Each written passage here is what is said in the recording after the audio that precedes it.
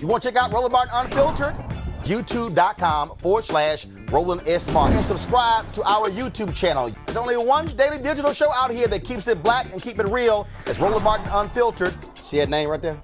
Roland Martin Unfiltered. Like, share, and subscribe to our YouTube channel. That's YouTube.com/Roland S. Martin. And don't forget to turn on your notifications so when we go live, you'll know it.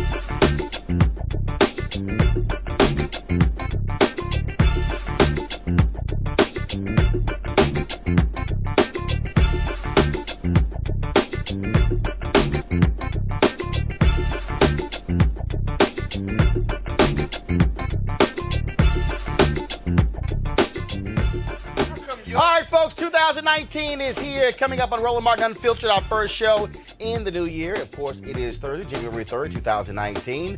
Today, the first day of the 116th Congress. Democrats, they swore Nancy Pelosi as Speaker of the House. Also, 55 members of the Congressional Black Caucus also sworn in, the largest class in American history. Our cameras were there as they had their ceremony at the Warner Theater. We'll show you. You'll hear from Nancy Pelosi. Of course, you also hear from Steny Hoyer.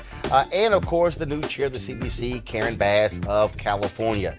All right, folks, and speaking of course, Democrats got some new rules they're going to be putting forth, including the issue of pay-go. You got progressives who are saying, horrible idea to pass it. Other Democrats say, no, it's a smart deal. We have two economists, two different views, who break down exactly what that means. Also, we're covering the story out of Houston where a 7-year-old girl gunned down by a white man driving a red truck. We'll talk with the family attorney, Lee Merritt, about the latest on that particular case. And also, a strange case out of Georgia. A black man 2.5 years ago shot 59 times by cops. Feds were involved, but the feds will not cooperate with the Fulton County DA. I will talk with him right here on Roland Martin Unfiltered. How many of you also saw the video of that sister working at the McDonald's who beat the hell out of this white boy who tried to grab her? She should have whooped his ass. If you haven't seen the video, we'll show it to you. And also, I got a couple of things to say today about women's history, of course. That is women getting the right to vote 100 years ago. That was white women. It was not for sisters. And I'll break it down for you. Folks, it's time to bring the funk on Roland Martin Unfiltered. Let's go. He's got it. Whatever the biz, he's on it. Whatever it is, he's got the scoop, the fact, the find. And when it breaks, he's right on time and it's rolling. Best believe he's knowing. Putting it down from sports to news to politics. With entertainment just for kicks, he's rolling. It's on go, roll, roll, y'all. It's Roland Martin, yeah. Rolling with Roland now. He's funky, he's fresh, he's real, the best, you know he's Roland Martin now.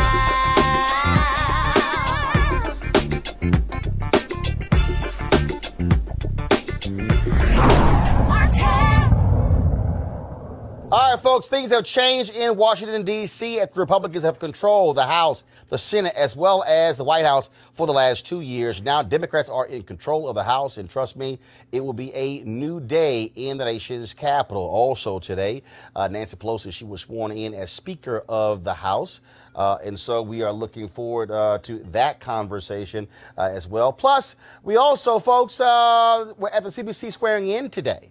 That took place, of course, 55 members of the CBC, the most in U.S. history. We also live streamed the entire ceremony, and so we're going to share some of this with you. And so here are some of the highlights.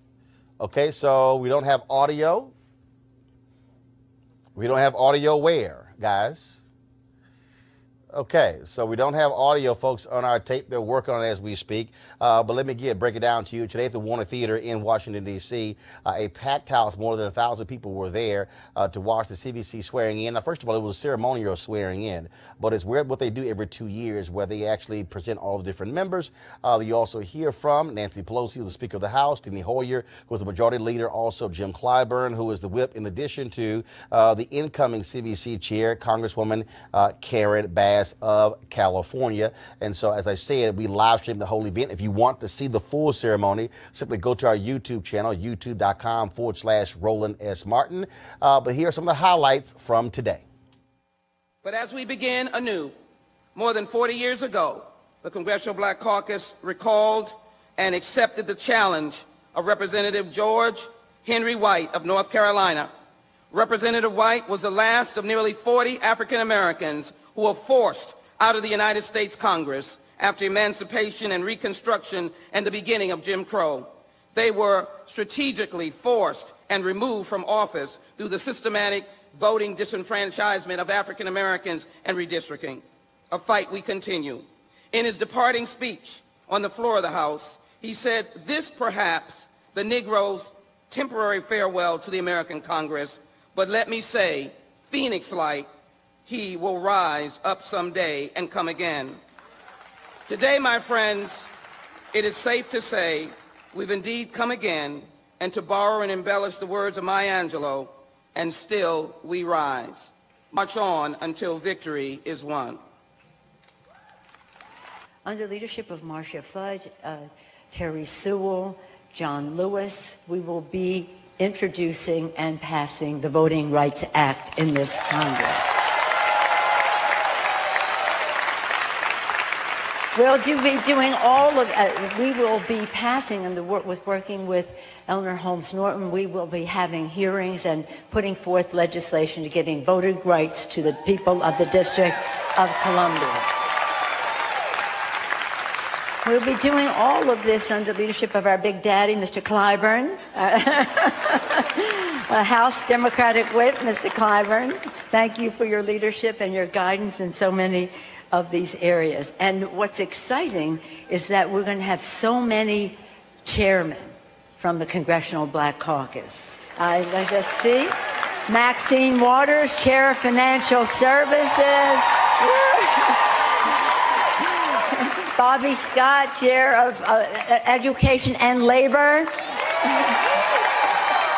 Elijah Cummings, Chair of the Government Reform Committee. Eddie Bernice Johnson, Chair of the Science, Space, and Technology Committee. I got him. Protecting us all, the Chair of the Homeland Security Committee, Betty Thompson.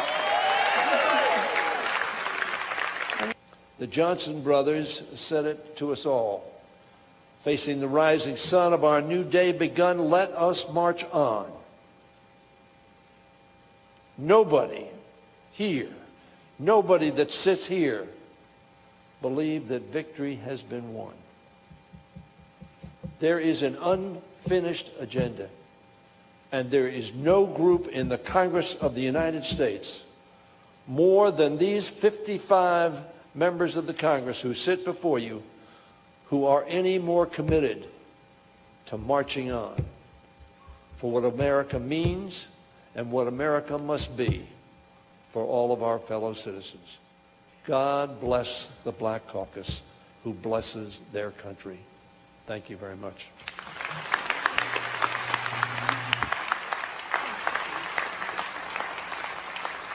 It was 2 years ago that I stood at this podium in very vulnerable and dark times. And I said that there was one thing that I knew that this CBC was not going to do. We weren't going to laugh if we didn't hear a joke. We weren't going to scratch if we weren't itching. We weren't going to dance if we didn't hear music. And we're never going to run, because we're always going to be true to our God and true to our native land. With that, let me introduce you to the next chair of the Congressional Black Caucus, the phenomenal woman from Los Angeles, California, Karen Bass. Karen, I need to get...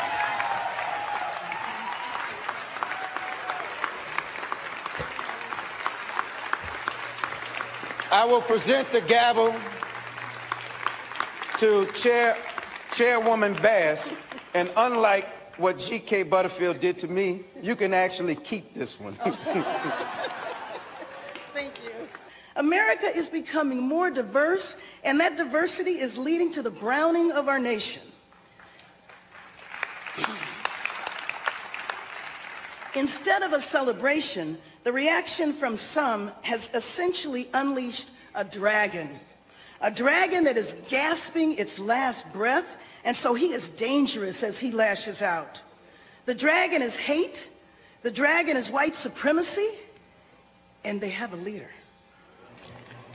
In the past, people would have been embarrassed to be associated with white supremacy, but today some have moved from embarrassed to emboldened. However, at this moment in history, there is a fundamental difference.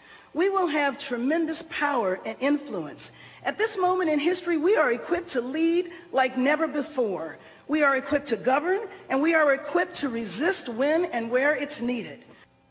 Now, among the folks we caught up with after today's ceremony included Tom Perez, chair of the Democratic National Committee.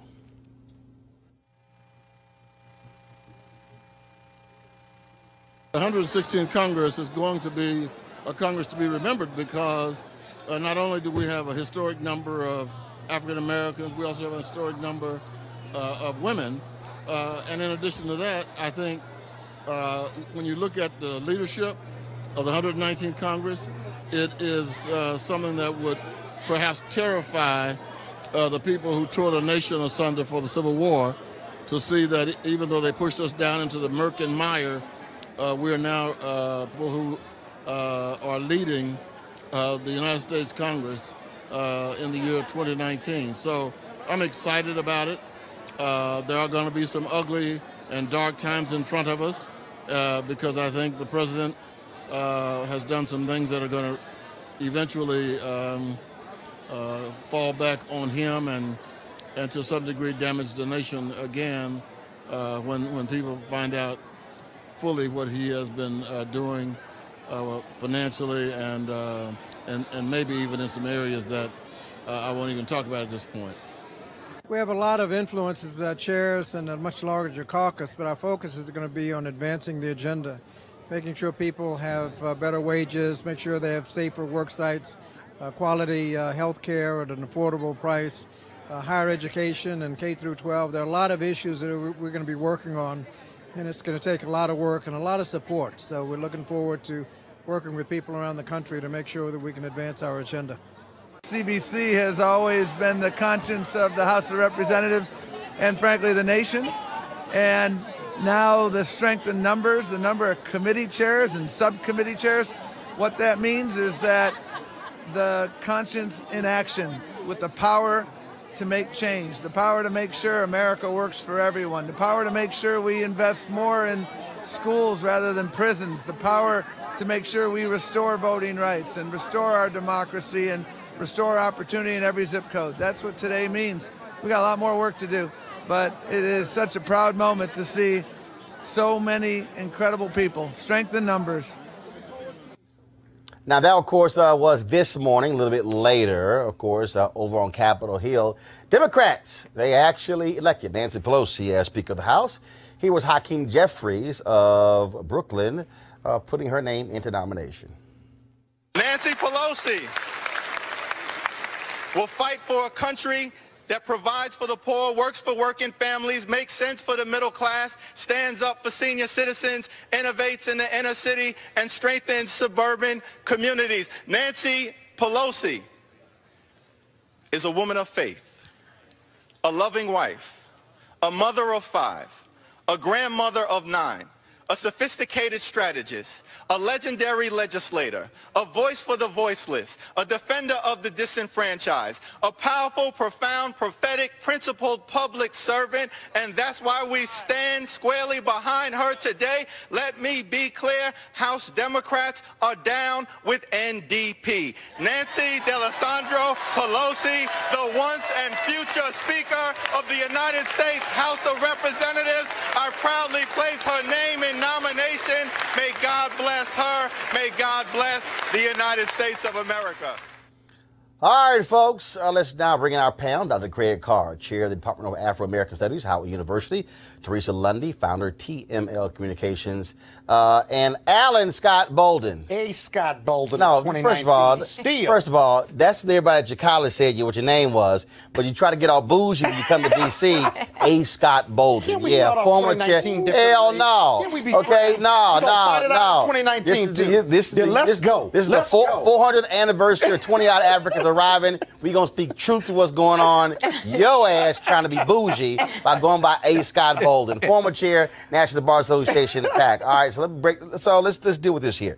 It's very interesting. I had some people, Greg, who were I was talking about this on social media, and they were saying, oh, this really means nothing. And then, of course, you got all these folks who are saying, will the CBC be advancing a black agenda? And let me just be real clear.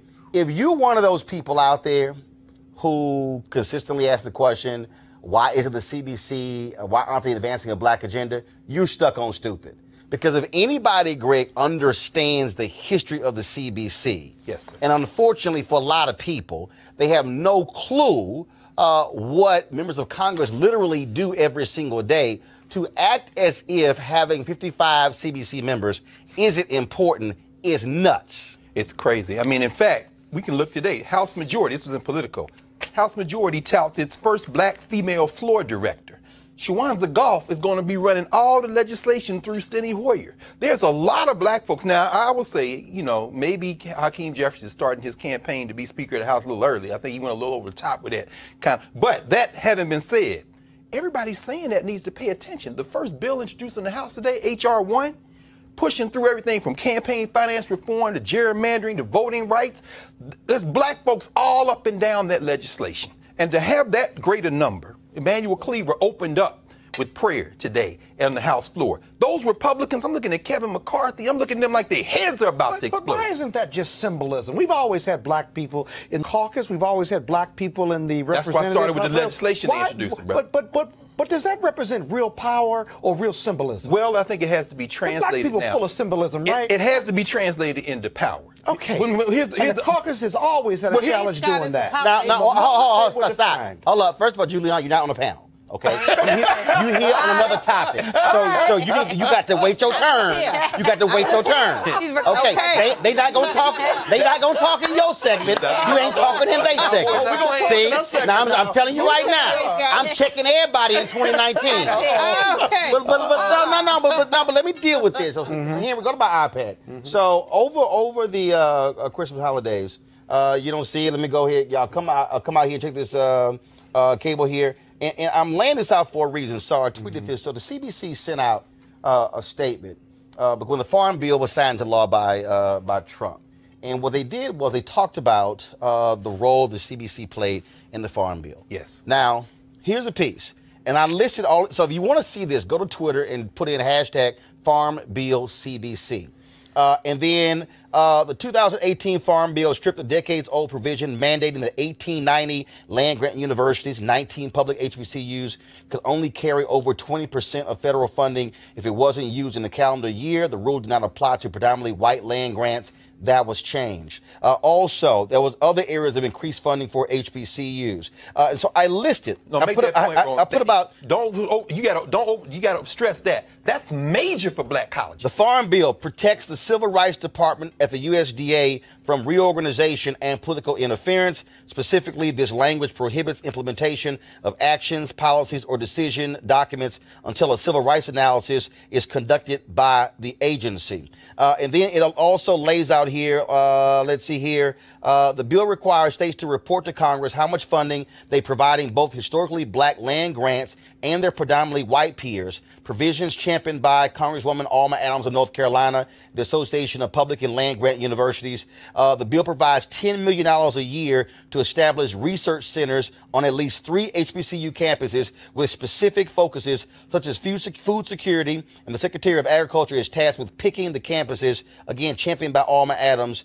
And the last one before I want to go to y'all, the bill includes about $40 million in mandatory funding and $40 million in discretionary funding for new scholarships at each of the 1890 land grant universities, meaning each will have at least $2 million in new funding for scholarships to lure students over the next 5 years. Now, that's just the Farm Bill. You're not going to see CBC members with their names on the bill as the sponsor.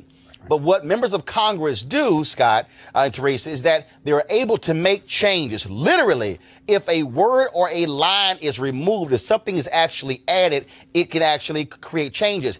I just think for some reason, folks really don't understand the role of politics and the role that somebody plays. They may say, oh, this person here, they only had 2 bills passed in 20 years. Right. But you don't know the role that they played in 300, 400, 500 other bills. So, Roland, let me just say this. I think that represents real power, right? And I'm on the same page with you. I think what I'm really trying to get at from the CBC standpoint is leadership is defined by what you're known for, and your effectiveness, and why. And so when most people who look like you and me think about the Congressional Black Caucus, they think about the legislative weekend, they think about the parties, they think about one of our legislative leaders who was once head of Ways and Means Committee, who's no longer with us. And so I think the CBC, no matter how big they get, there used to be a time when it was incredible just to have black congressional members. And now I think from an image standpoint and from their own marketing standpoint, how do they market their power and effectiveness, just like you did? Well, Teresa, I had a congresswoman. First of all, you're in communications. I had a discussion with Congresswoman Karen Bass. One of her focuses, she says, by the end of her 2 years as head of the CBC, she wants to make sure that that's not an issue.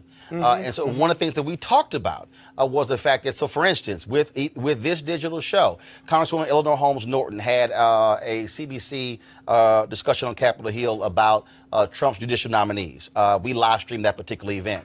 Congresswoman Yvette Clarke had a particular event as well that we also live streamed. And I said, look, there are things that your members are doing that no one knows about. I said, and if your people also are not talking, I said, look, ABC, NBC, CNN ain't going to be showing up to y'all stuff. And I literally laid out a strategy in terms of how they should be maximizing black media outlets, maximizing black syndicated radio, maximizing the 30 largest urban markets, those radio talk shows in those markets as well, in order to actually get that message out.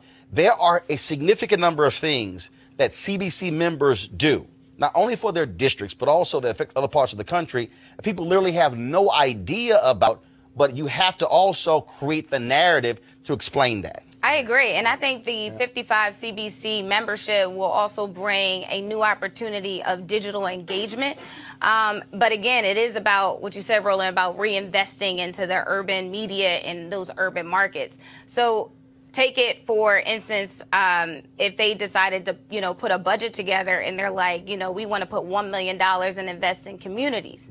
I think the CBC should actually continue to do that year round, instead of just the monthly newsletters that they currently do in D.C. Because, outside of, some of the issues that just takes place in D.C., I think locally they can, engage and probably uplift their communications a little bit more in their community. But Greg, news organizations. I definitely wouldn't walk away from mainstream news sources, but I would actually start looking at what that narrative strategy is to local engagement. So going back to their districts and actually implementing it. But the thing though, Greg, but you also have to look at this thing as a collective. So what you have now is you have 5 CBC members who are actually chairing committees. And so when you begin to talk about, so for instance, the Oversight Reform Committee, the name was actually changed because their actual intent was not just government oversight, it also was in the private sector.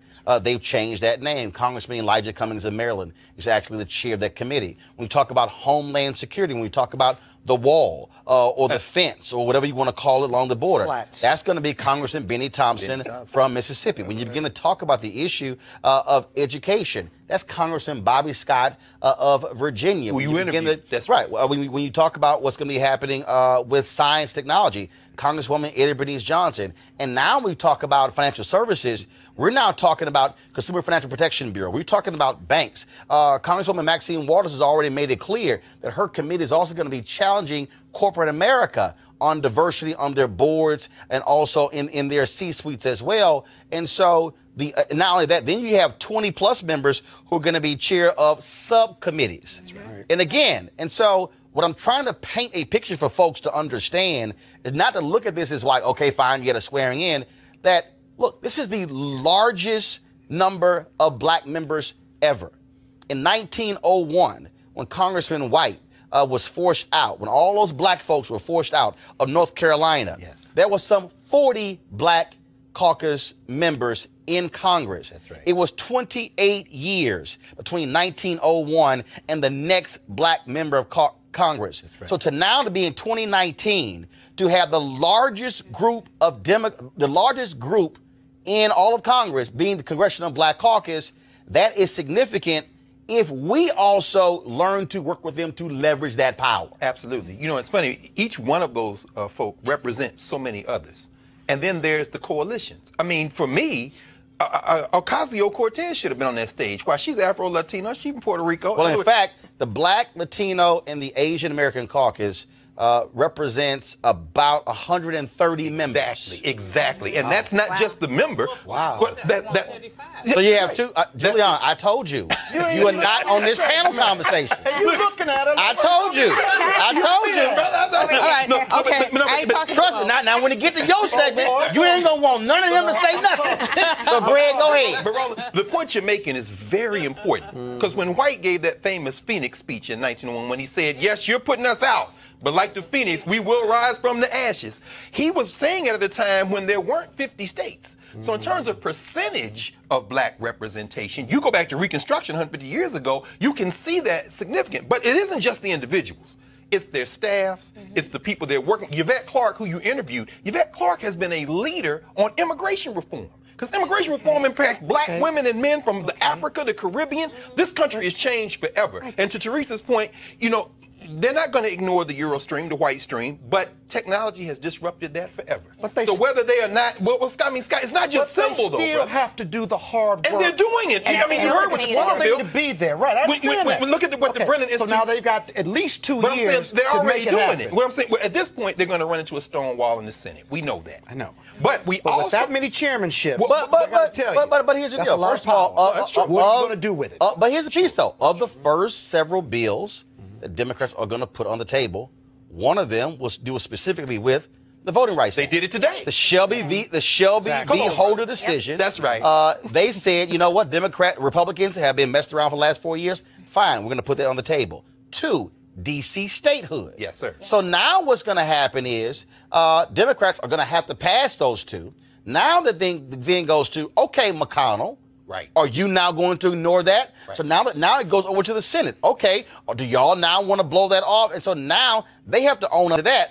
The point. Well, why wouldn't they just blow it off? They're not going to pass that. No. It doesn't matter. It doesn't matter if it dies in the Senate. The only role of House members is to pass things in the House. Right. They don't control the Senate. Right. But what I'm saying is the CBC's opportunity is to leverage and harness that power to say, we want this, right? We want this, we want this, and now if y'all want to mess with us, we got 55 votes. Don't. Yep. And something you said when you laid out with Benny Thompson and with banking with Maxine Watts, oversight. Right. Oversight. That's the key. There's a story that just came out of Indiana, for example. These white folks in Trump country are now complaining because the EPA hasn't cleaned up their thing, and they want hearings now for the EPA because their children are dying of cancer. They voted for Trump. Now that comes to the Congress. When you start talking about Benny Thompson, Homeland Security, like you say, slats, wall, whatever, Benny Thompson, they're about to get into details. And watch these white folks who call themselves Trump voters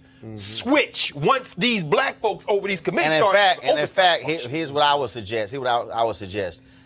Do what Bobby Kennedy did in 1966, 67, 68, where they moved those hearings to those areas. To those communities. How about, don't have the hearings in D.C., have the hearing in those towns. Yes, sir. And then tell Vice President Pence, to your point, the town of Indiana. Yes, sir. You were the governor. Let Andre do it. Why don't you come on back, have a conversation again? And so everybody who's watching, I'm about to go down next door, but I need y'all to understand, we're going to be, first of all, our goal the next, every quarter, actually the first 6 months, to have every CBC member on this show. Have at least 2 to 3 every week so you understand what is going on. First of all, holding their feet to the fire on issues that we care about, but also talking about things that you may not even realize is actually going on. All these things are critically important, which is why this show is important as well. And so we're going to be doing that. So this, of course, is just the first day Democrats are in control of the House. But let me also say this here.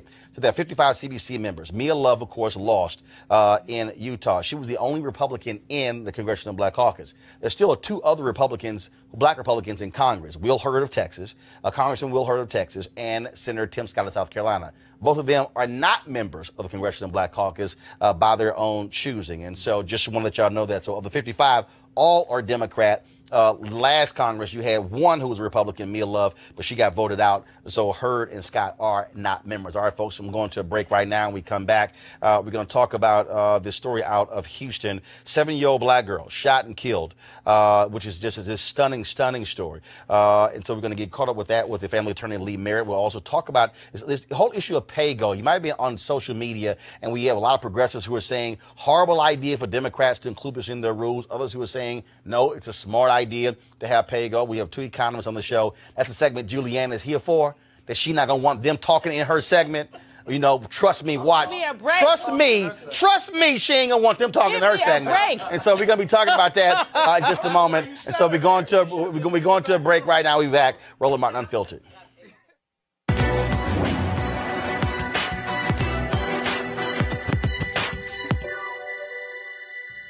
Knowledge is power, and power is the key to changing things.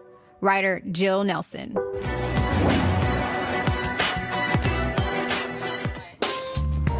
Folks,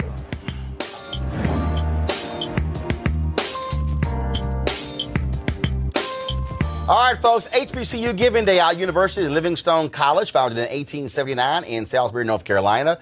Notable alumni, American social activist John Kennard, civil rights activist and educator Elizabeth Duncan Kuntz, and author and Bishop George Lincoln Blackwell. To give, go to www.livingston.edu, livingston.edu. All right, folks, now, when a new party takes over the House of Representatives, they propose a series of rules by which to run the House. One rule, I don't know why Julian is still talking. Lord have mercy.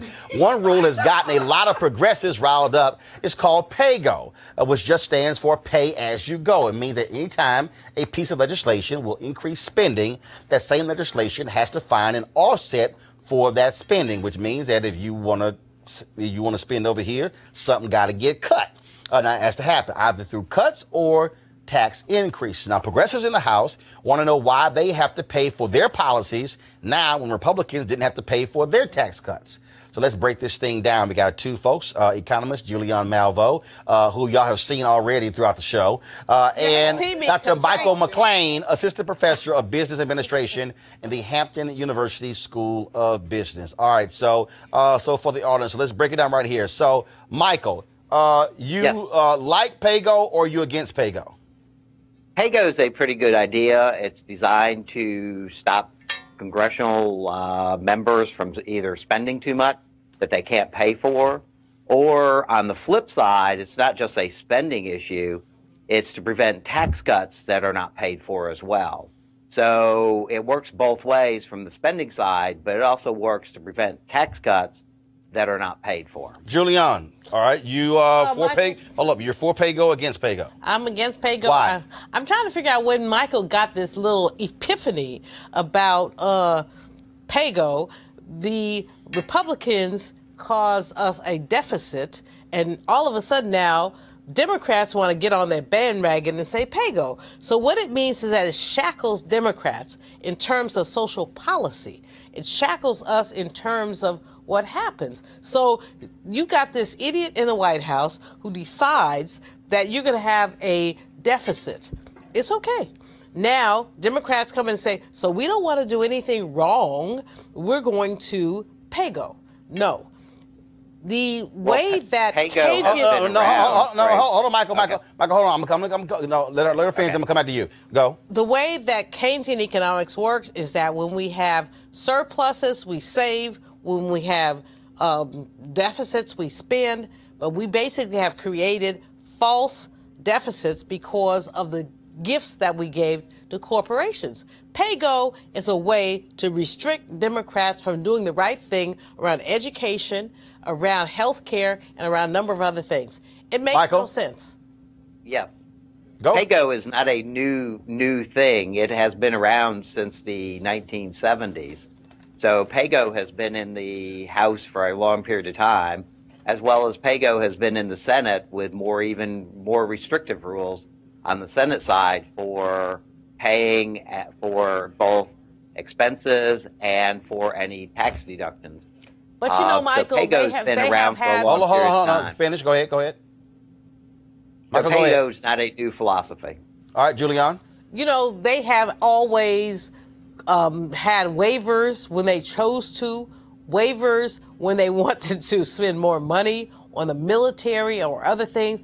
Now is a time with this new Congress to talk about waivers to do health care, waivers to feed people, waivers to do the American dream. And this pay-go nonsense, it is nonsense. It's really about attempting to shackle Democrats to a Republican ideology that says that you can't spend money unless you spend it on corporations. Now, and you know that. So, Michael, here's interesting. So, I want both of you to answer this. And so, when I was at the CBC swearing-in today, I was talking to one of the members who is not a conservative member. Guarantee you, he will be called a liberal or progressive member. This is what he said. He said that, first of all, when Democrats, when Bill Clinton was president, there was a surplus that was left, and of course George Bush had tax cuts, and they turned that surplus into a deficit. He said the reason pay-go makes sense is because, one, you have to deal with the deficit.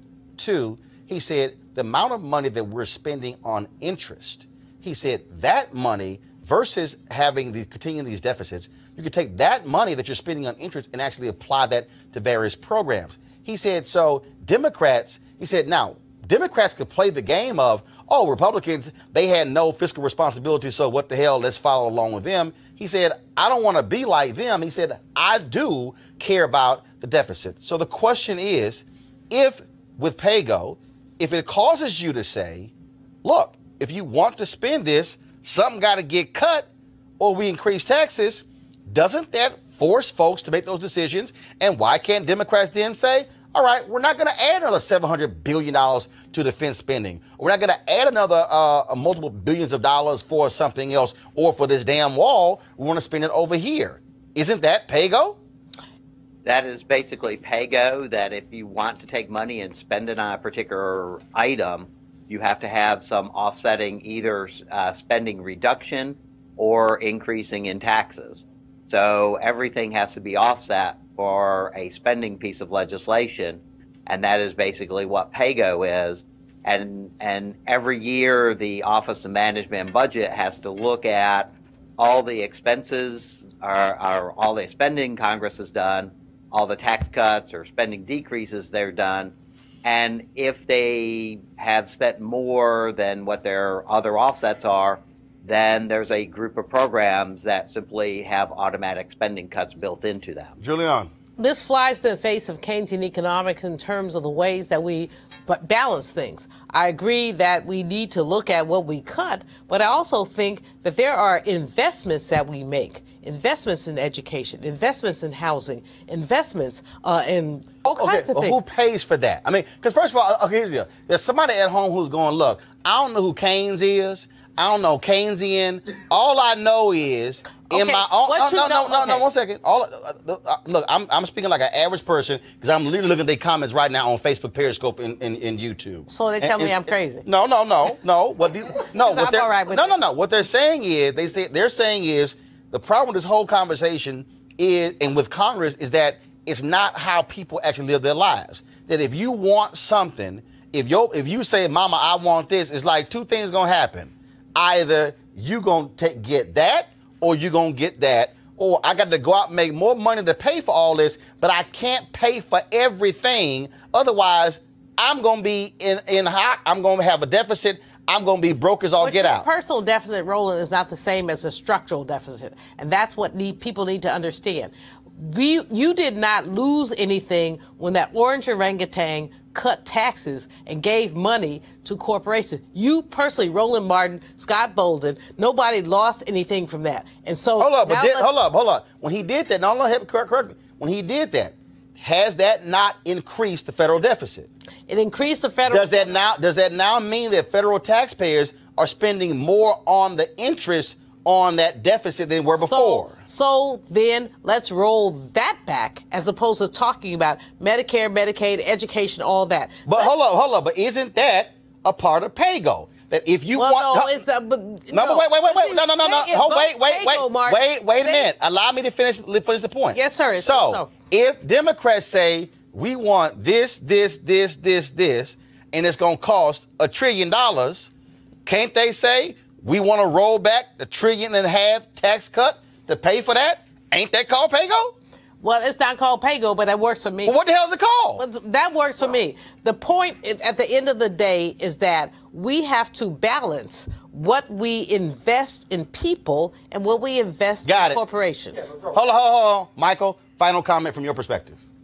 Yes, PAYGO is simply trying to control Congress to not spend more than they're able to bring in, and that is also prevents them from reducing any further taxes without finding some offsetting method of paying for those tax cuts. So it goes both to the spending side and the taxing side. Okay, all right. So first of all, the reason I want to have this conversation because a bunch of y'all have been on social media all day, and y'all been following Alexandria Ortiz. Y'all been following all of the people. Y'all keep saying PAYGO, PAYGO, PAYGO. So we want to have the explanation and the story to explain to you exactly what it means. And so, Michael McLean, Hampton University, we appreciate it.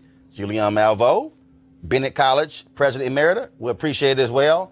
For the rest of y'all, if y'all still are clueless, guess what? That's called Washington, D.C. and Capitol Hill. Because, hell, they don't even know what in the hell is going on. Yes, I do. I said Capitol Hill, Scott. No. You couldn't talk to the last of it. Really important. Okay, but you can tweet it. All right, so it's a piece. I'm going to our next story, y'all. No, we done. We good. Appreciate it. Thank you very much. No, I'm just telling you. We did it to explain to people what's going on. No, not. The segment's over. That's cool. You can tweet about it. All right, y'all. Let's go to our next story. And this story happened over the last several days, and it's actually a stunning story. It is out of my hometown of Houston, Texas. So 70-year-old Jasmine Barnes was with her mother. And they were in a car at a Walmart. And all of a sudden, a red truck drives up, fires a gun into the car, killing her. Now, of course, the girl's mother, LaPortia Washington, was driving the car. She and Jasmine and 3 other daughters were out for a coffee run near a Walmart. Now, this is the mom speaking from the hospital bed the day of the shooting. The mother, of course, was shot in the arm. I replayed this moment in my head over 1 million times to see, did I cut this man off? Did I make a wrong turn in front of him? Did I stop him from getting out of the Walmart for whatever he was doing? Did I do anything wrong to cause this man to fire shots in my car? And I didn't.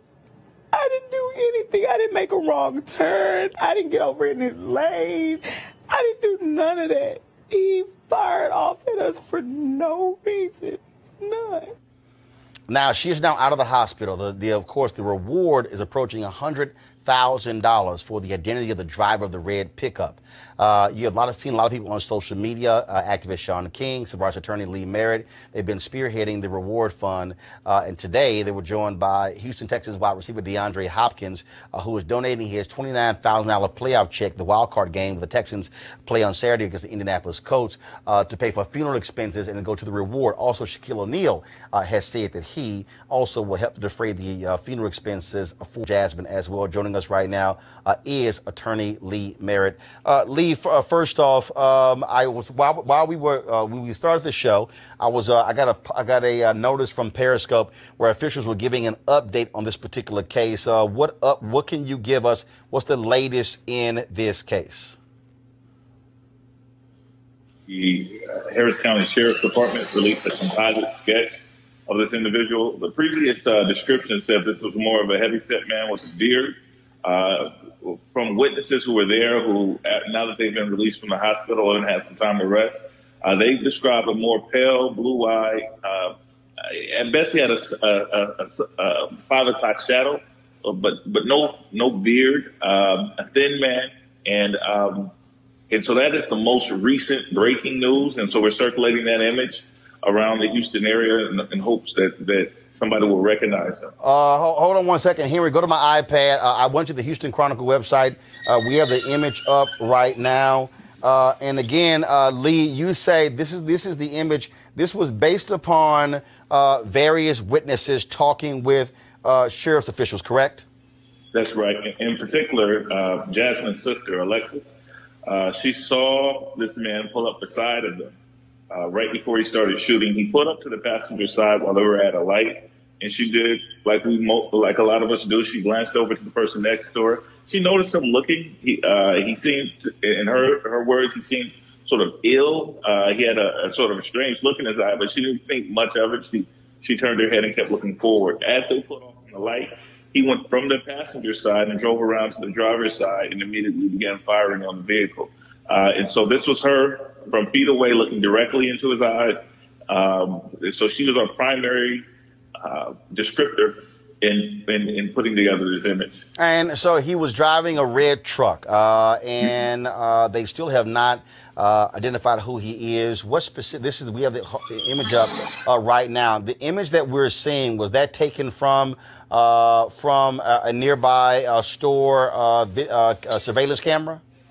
Yeah, that was taken from, I believe, the Bank of America surveillance camera there. I'm not sure, after speaking with the sheriff, I'm not sure if that's before or after the shooting, but that is the maroon truck. I know there was some discrepancies whether it was red or maroon, but as specific as we can get with so little detail, it was a darker red or maroon truck that was involved in the shooting. Obviously, the reward fund is, first of all, when it comes to the reward, is that being handled by your law office? Is it through law enforcement? And what is the reward amount up to now? Yeah, it's being handled by my law office. Initially, that was my only involvement in the case. Sean and I discussed how we could use our platforms to try to get some more attention on the case. When it happened around New Year's Eve, there was very little. And so we wanted to encourage people to bring forward tips, and we came up with $25,000. Then individual private donors started adding to that pot. We got up to $100,000 earlier today. It is being handled directly by myself via Sean King. But the other donations from Mr. Hopkins to Shaquille O'Neal to other people who have generously donated to this family, they are all being handled separately. And also, the father also created a fund for his daughter as well. What information do you have on that? Yeah, Chris, the father, Sevilla, has a GoFundMe that is going to help cover some of the expenses that come with these kind of tragedies. Neither of the parents have been able to go back to work. They both are gainfully employed, but obviously with this tragedy going on, they haven't been able to work, and they still have the Jasmine's siblings to provide for, as well as dressing for the funeral, the funeral costs, which are now covered, but there's still just day-to-day expenses that come with it. And both parents have went ahead and retained me as counsel. And so you can find both of their GoFundMes and fundraising efforts being funneled through me, through my websites and through my social media accounts. And generally, if you find it on Sean King's sites, that's because he's cleared it by me. And so those would be the official places that you can give and donate. So, you first of all, you started trying to help. Have you signed on as the family attorney? Yeah, I've signed on as a family attorney specifically for this reason, Roland. We're learning a lot more information about the shooting, and it has all the telltale signs of a hate crime. It doesn't seem just random, both because this area of Houston has a reputation for racial discord, particularly a white supremacist element. There's a very, very similar shooting in August of 2017. Where the shooter in that case was still at large. He targeted a black family, a grandmother, another young woman, and a 21-year-old man. He shot the grandmother. He shot the young man in the leg twice. The same way he ambushed the car. It was a white male in a pickup truck that matches this description that we now have. And it's difficult to say that these two aren't related. We don't have anything directly tying them, the two, but this happened within the same stretch of highway within 6 miles from where this shooting took place. And so there's so much going on that I want to continue to use my training and use my experience to guide law enforcement towards hate crime litigation where we see appropriate. Last question for you. Even though of course, law enforcement has not said this is a hate crime, is there any involvement of the FBI at this point in this case? The FBI is working closely with the sheriff's office as well as the Houston PD. So there's several law enforcement agencies working together. And I haven't spoken, or my client hasn't spoken directly with FBI investigators. Obviously, you want to put motive comes after actually catching the suspect. So We all can speculate at motives, but all these agencies are working together just to figure out who this person is.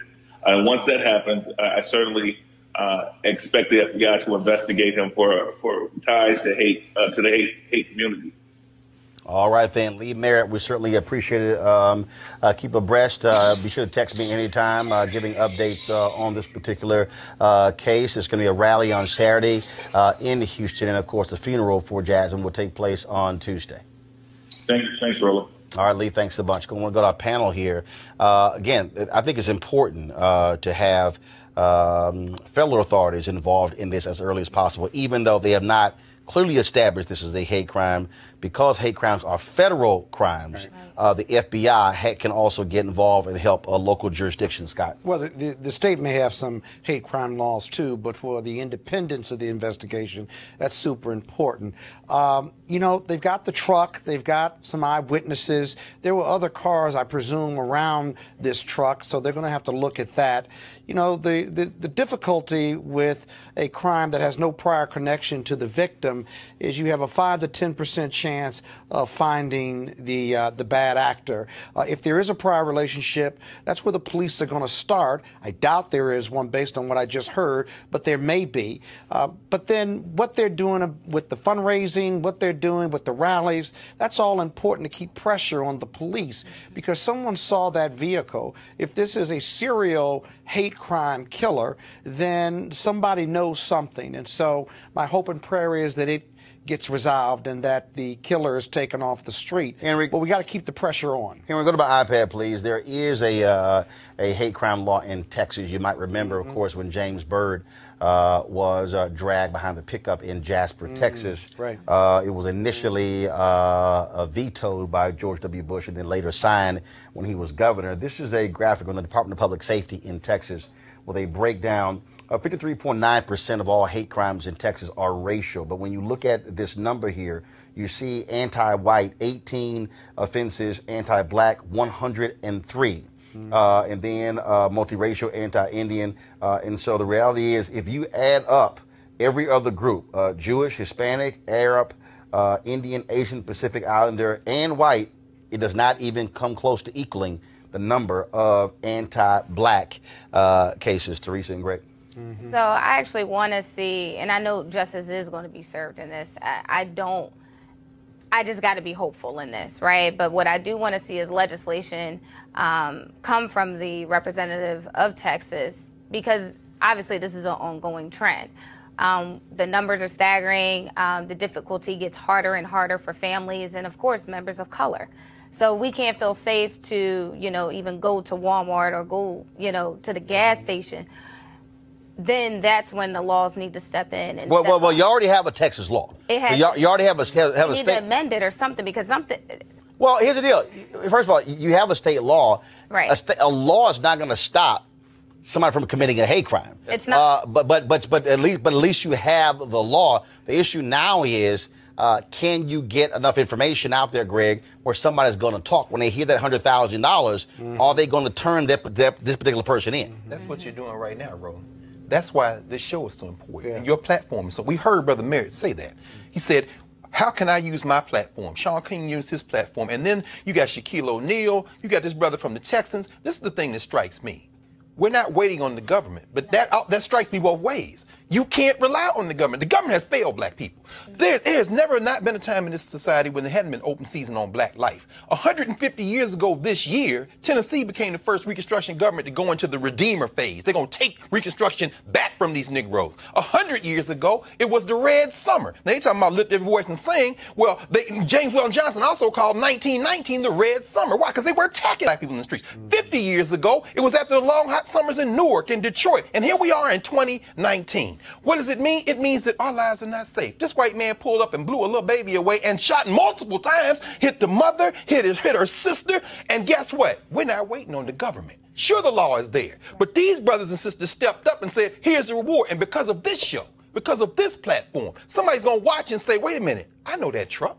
I know that truck. That's why now more than ever we have to have these platforms. Well, you talk about, of course, you talk about the importance of shows, also African Americans stepping up. This is also why black DAs matter. Go to our next story. Okay, Jamarian Robinson, was 26 years old when he was shot and killed, shot 59 times by police in 2016. It was 2.5 years ago, August of 2016, and he was killed in his girlfriend's apartment in East Point, Georgia, near Atlanta. He was shot by a fugitive task force made up of various Metro Atlanta officers and at least one U.S. Marshal. And the early police report said that Robinson fired at least 3 times at the police, but a gun found at the scene was damaged and inoperable. Now the district attorney of Fulton County, Georgia, Paul Howard, is suing the federal government because they are not cooperating in his investigation of the shooting. I talked with DA Paul Howard earlier today. All right, DA Howard, glad to have you here on Roland Martin Unfiltered.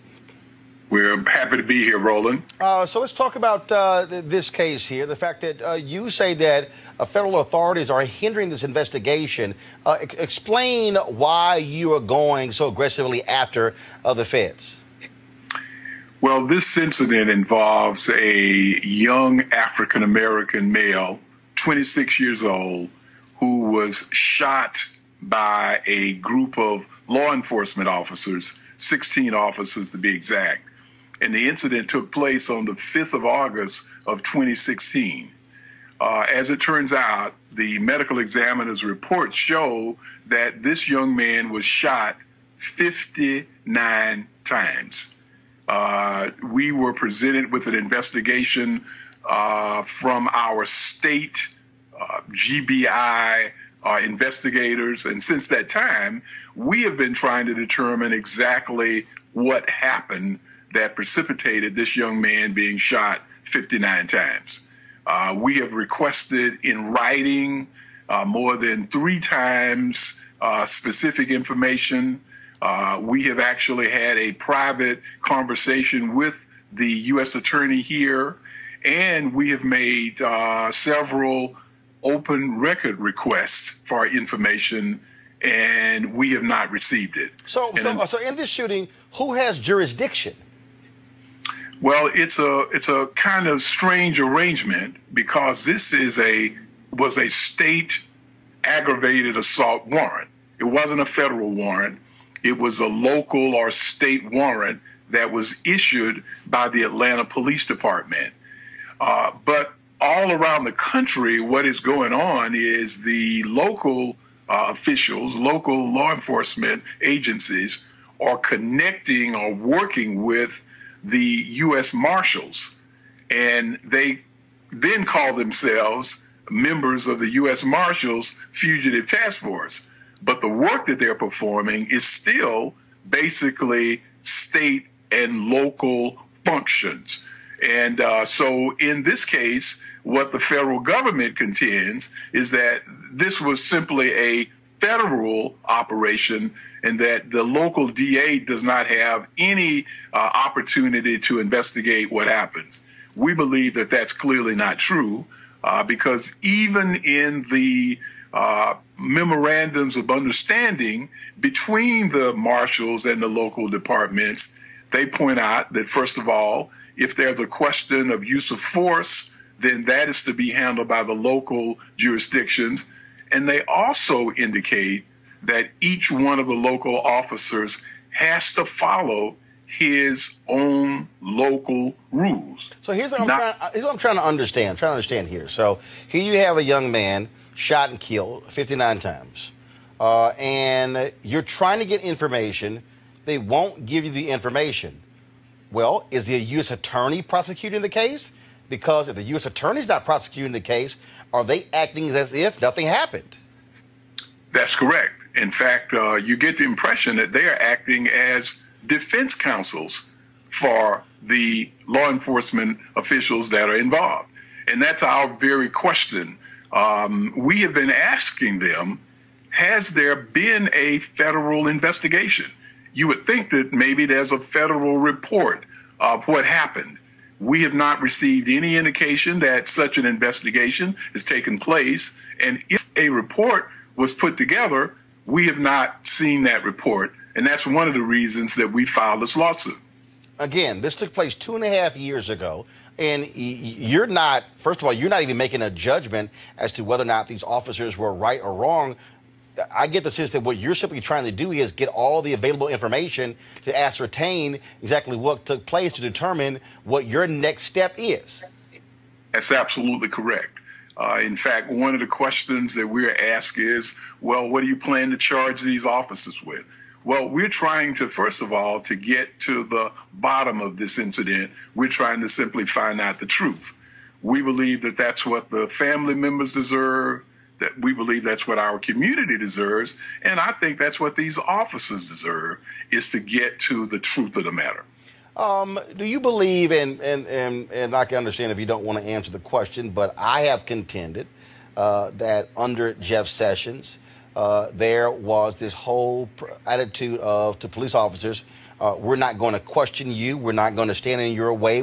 He even said we're going to pull back from these consent decrees, because talking about how it was hurting the morale of police officers by having federal jurisdiction. And I kept making the point, I'm sorry, you still are not above the law, that if you're a police officer, local, state, or federal, I mean, you have to abide by the laws as well. And so it sounds to me like, even though Sessions is not there, that the Department of Justice is somehow just standing in the way, not trying to seek justice or to seek proper answers, whether to clear these officers or even to pursue charges against them.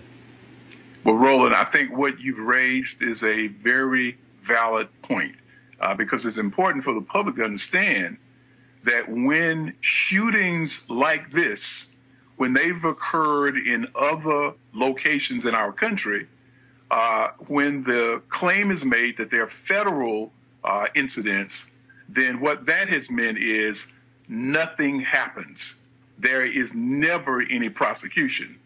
So I don't think that it is accurate to say that that has only happened with Jeff Sessions, because if the data is examined, I think what we see is that this has been going on for a long time in our country. Mm-hmm. But I think because of people like yourself, that citizens are now beginning to ask questions. Last question I have for you. I'm reading this Land Journal-Constitution story, and it says the U.S. Attorney's Office in Atlanta, which is under the DOJ, offered to let your prosecutors interview officers, but with restrictions on what they can ask, which the DA said wasn't acceptable. Restrictions? I thought that was crazy.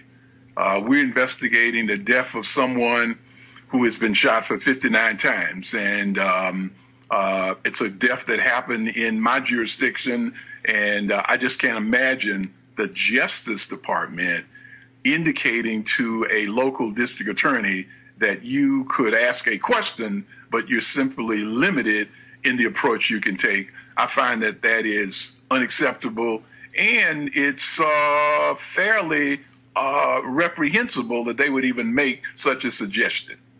Well, Fulton County DA Paul Howard, we surely appreciate you joining us. We're going to stay on top of this as well. Surely keep us abreast of if you get any response from DOJ, and we certainly would do our part to ask questions here in Washington, D.C. Thank you very much for having us on today. Teresa, I'll start with you. This is, I mean, you have a U.S. Marshal, one U.S. Marshal involved. The rest of them are local and state. But to completely ignore a DA, he was shot and killed 2.5 years ago. Mm-hmm. 2.5 years. Mm-hmm.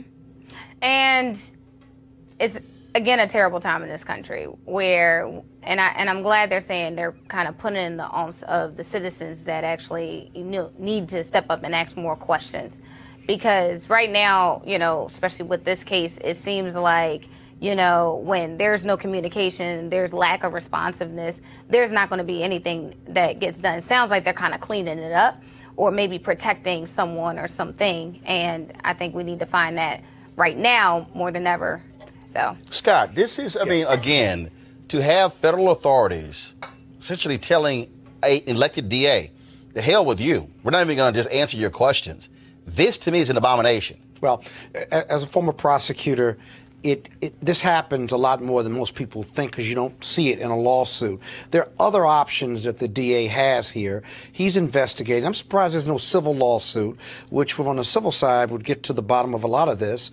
The DA could also put this case into the grand jury and issue grand jury subpoenas to all of these officers and bring them in and just let them tell their story if they're not going to be subjected to an interview or it's limited. Remember, DOJ said to them, we'll let you talk to them, but there are certain questions they will not answer depending on what the investigation was. But here's the deal, though. But you won't even share the investigation with the DA. But we can't. Hold on. We can't control that. So now this DA has some other options. Right, which is why he's going public. But also, some of the officers also have already told his office.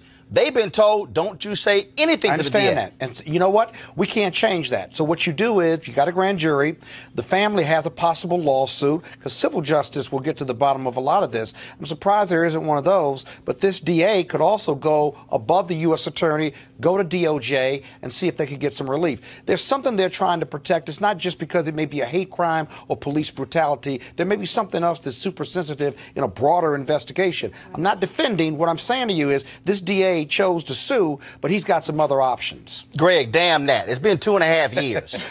It's been 2.5 years. Right. Well, I mean, thank goodness a black DA is saying, damn it, y'all gonna answer my question. A white DA would have the same question. I ain't buying that one. No, there's no race-based prosecution here. Give me a break. To the point you raised. Okay. One person died, 59 shot. Black or white DA No. But in the interview with Paul Howard, he clearly said a black man was shot and killed 59 times. Greg, go ahead. It's not a racial fact. What I'm saying is that race always matters, Scott. I didn't say it didn't. Okay, well, don't tell me a white prosecutor wouldn't be asking the same questions. 149 years ago, July 1st, 1870. I was not here on this earth. No, you weren't. That's why I'm about to tell you at least read a history book. 149 years ago, July 1st, 1870. Go ahead, Greg, break it down. The United States Department of Justice was established. It was established under the presidency of the man who took office in 1869, 150 years ago. And therefore, wait a minute, hold on. Therefore, hold up. This is the first of all, he's about to unpack this thing. That's okay, Roland. Go ahead. This is the genius of ignorance.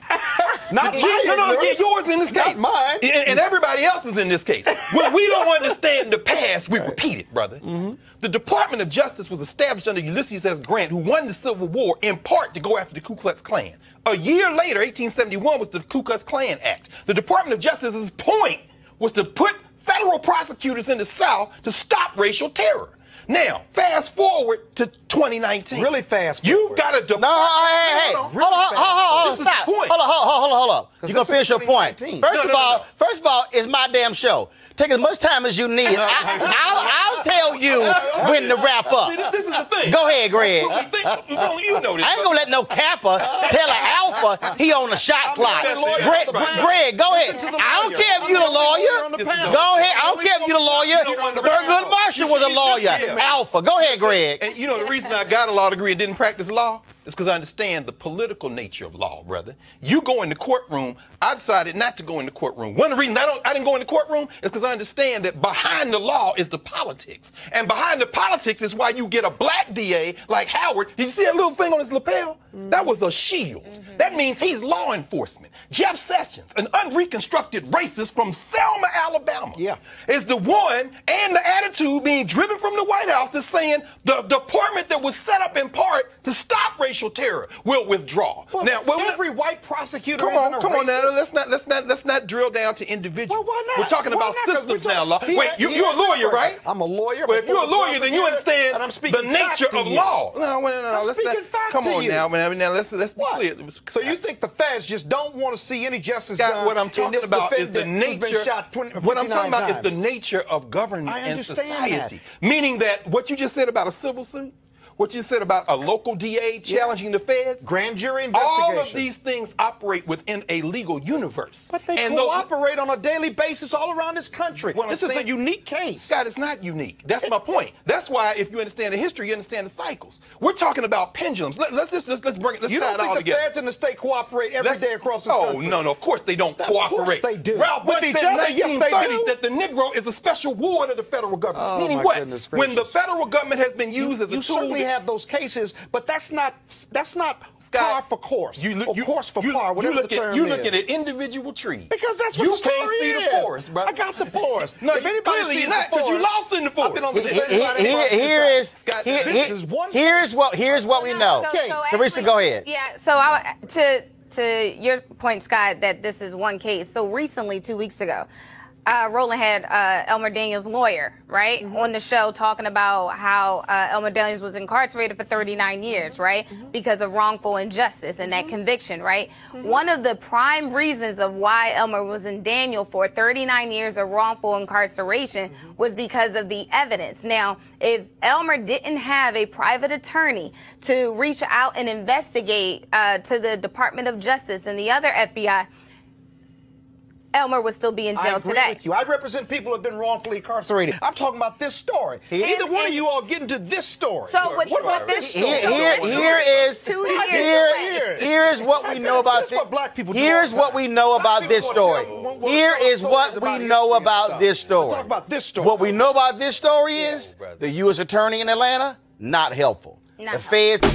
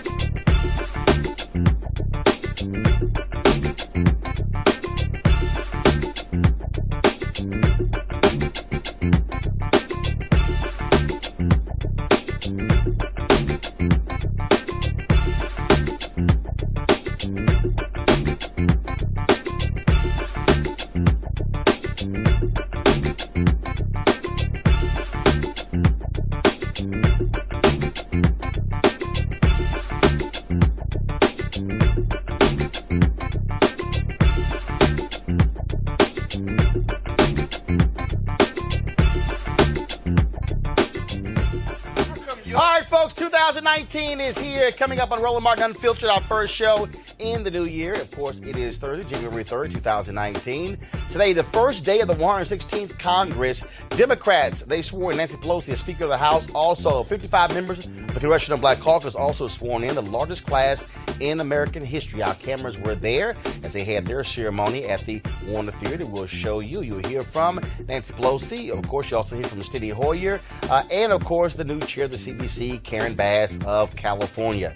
All right, folks. And speaking of course, Democrats got some new rules they're going to be putting forth, including the issue of pay-go. You got progressives who are saying, horrible idea to pass it. Other Democrats say, no, it's a smart deal. We have two economists, two different views, who'll break down exactly what that means. Also, we're covering the story out of Houston where a 7-year-old girl gunned down by a white man driving a red truck. We'll talk with the family attorney, Lee Merritt, about the latest on that particular case. And also, a strange case out of Georgia. A black man 2.5 years ago shot 59 times by cops. Feds were involved, but the feds will not cooperate with the Fulton County DA. I will talk with him right here on Roland Martin Unfiltered. How many of you also saw the video of that sister working at the McDonald's who beat the hell out of this white boy who tried to grab her? She should have whooped his ass.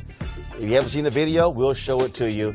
And also, I got a couple of things to say today about women's history, of course. That is, women getting the right to vote 100 years ago. That was white women. It was not for sisters. And I'll break it down for you. Folks, it's time to bring the funk on Roland Martin Unfiltered. Let's go. He's got it. Whatever the biz, he's on it.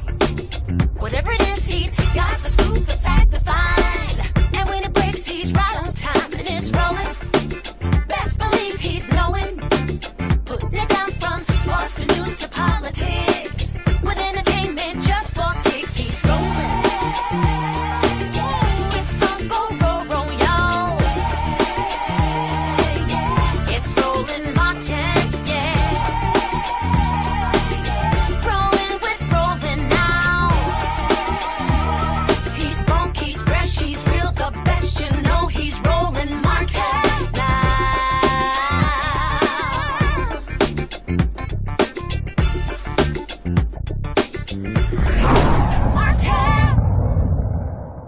All right, folks, things have changed in Washington, D.C. as the Republicans have controlled the House, the Senate, as well as the White House for the last 2 years. Now Democrats are in control of the House, and trust me, it will be a new day in the nation's capital. Also today, Nancy Pelosi, she was sworn in as Speaker of the House, and so we are looking forward to that conversation as well. Plus, we also, folks, we're at the CBC swearing in today. That took place, of course, 55 members of the CBC, the most in U.S. history. We also live streamed the entire ceremony, and so we're going to share some of this with you. And so here are some of the highlights. Okay, so we don't have audio. We don't have audio where, guys?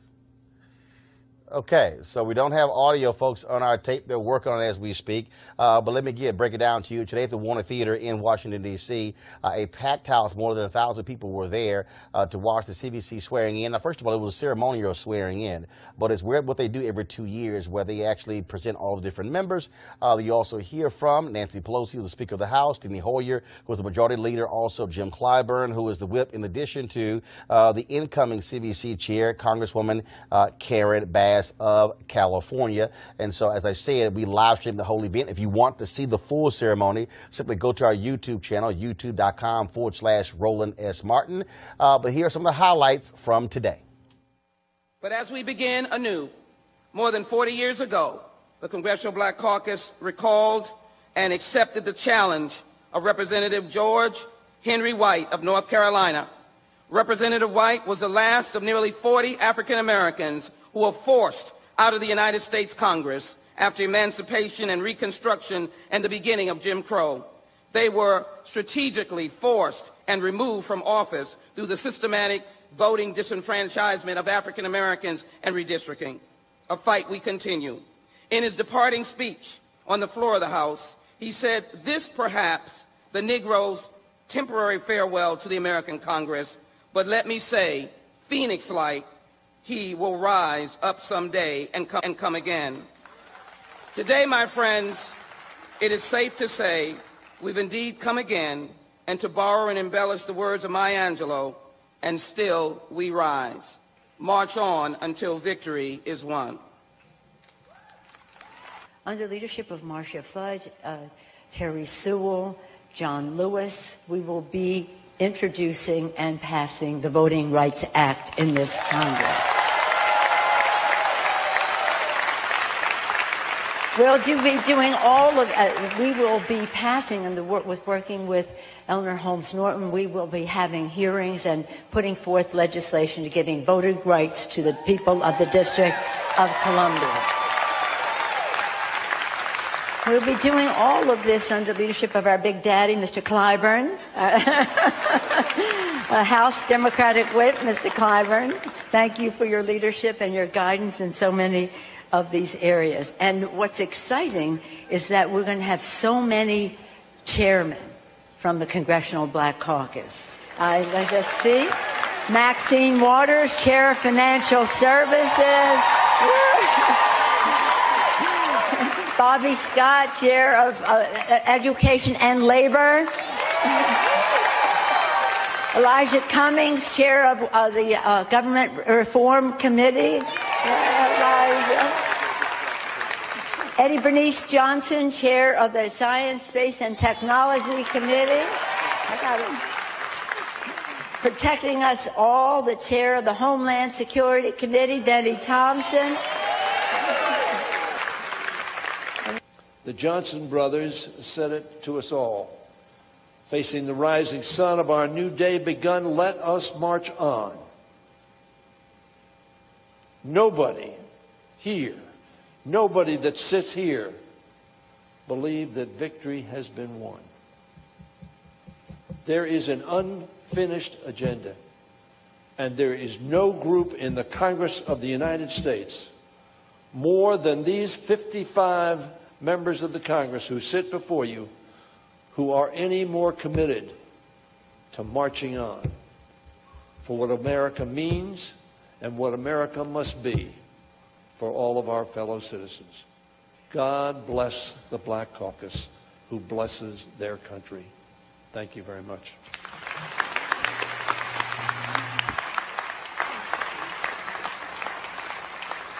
It was 2 years ago that I stood at this podium in very vulnerable and dark times.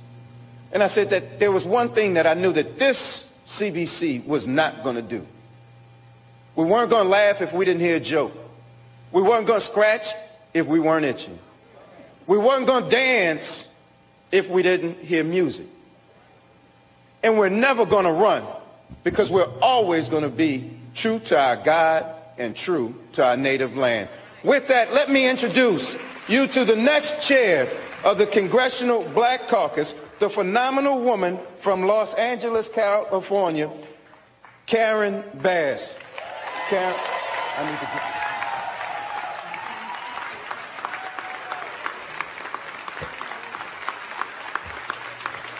I will present the gavel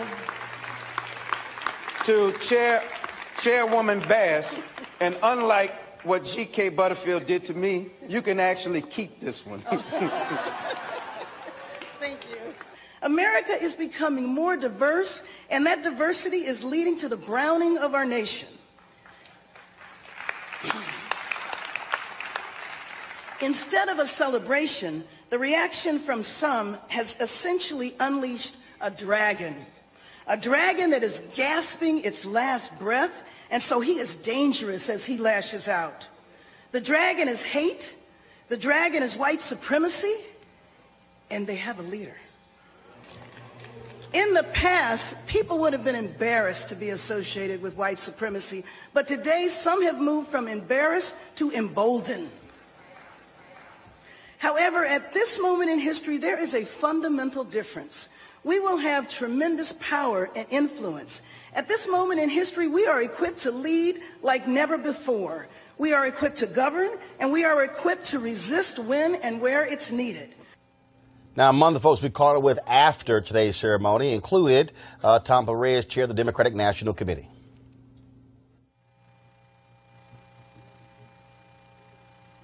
The 116th Congress is going to be a Congress to be remembered because not only do we have a historic number of African Americans, we also have a historic number of women.